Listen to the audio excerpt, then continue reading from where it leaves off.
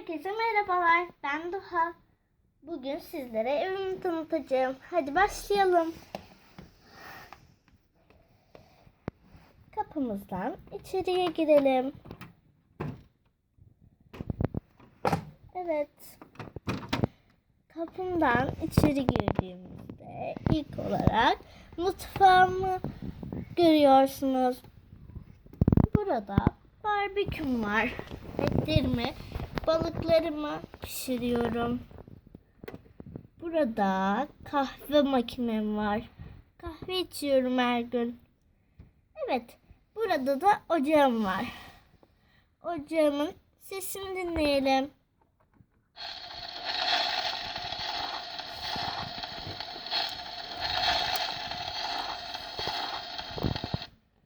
Ocağımın iki türlü sesi var. Bu bir de. Şimdi ikinciyi dinleyelim.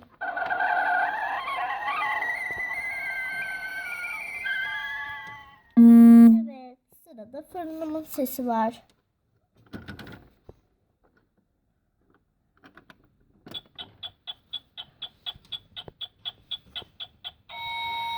Evet, fırınımın sesini de dinledik.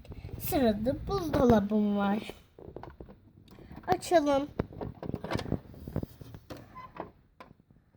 Evet, yemeklerim, tatlılarım ve içeceklerim var. Burada pizzam var. Hemen göstereyim.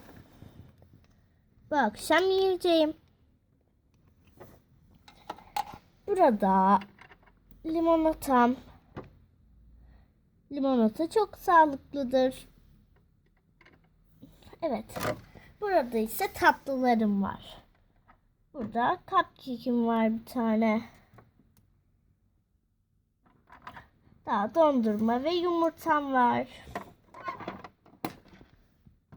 Şimdi tezgahım var. Tezgahımda bardaklarım, tabaklarım var. Daha birçok şey daha var. Sırada burada sıcak su akan makinem var. Şimdi salonuma geçelim. Burada mor koltuklarım var. Çok güzeller. Televizyon var. Televizyon izliyorum ben her gün. Düzenli olarak. Evet, burada sarı bir tane sehpam var. Burada misafirlerimi ağırlıyorum. Onlara bir şeyler ikram ediyorum. Küçük bir sehpam daha var. Bu da koltuğumuza yakın. Misafirlerim gelince daha iyi bir şekilde uzanabilsin diye. Şimdi yukarıya çıkalım. Asansörümüze binelim.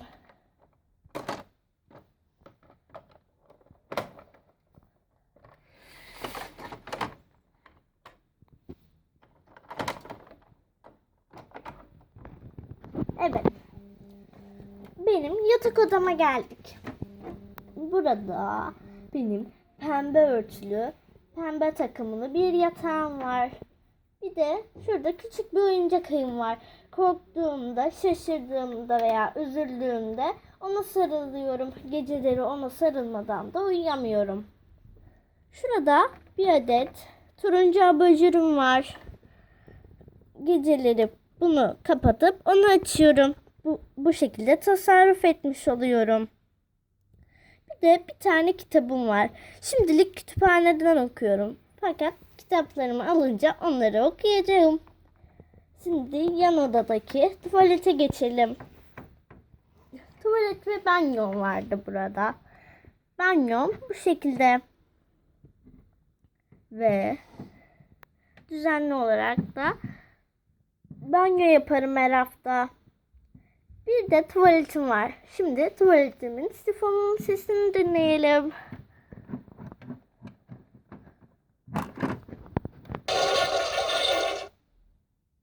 Evet, sifonumun sesini de dinledik.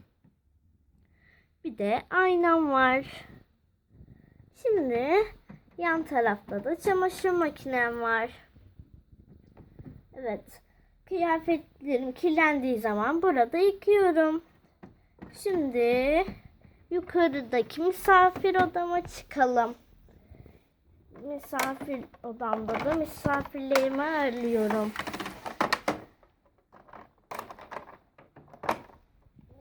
Evet. Burada ise bir adet dolabımız var.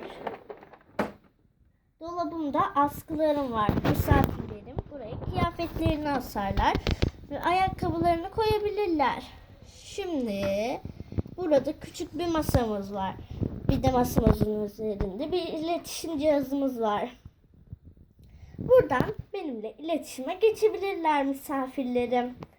Bir de bu koltuk sıradan bir koltuk değil. Bazaya dönüşebiliyor. Şimdi onu bazaya yapalım. Evet.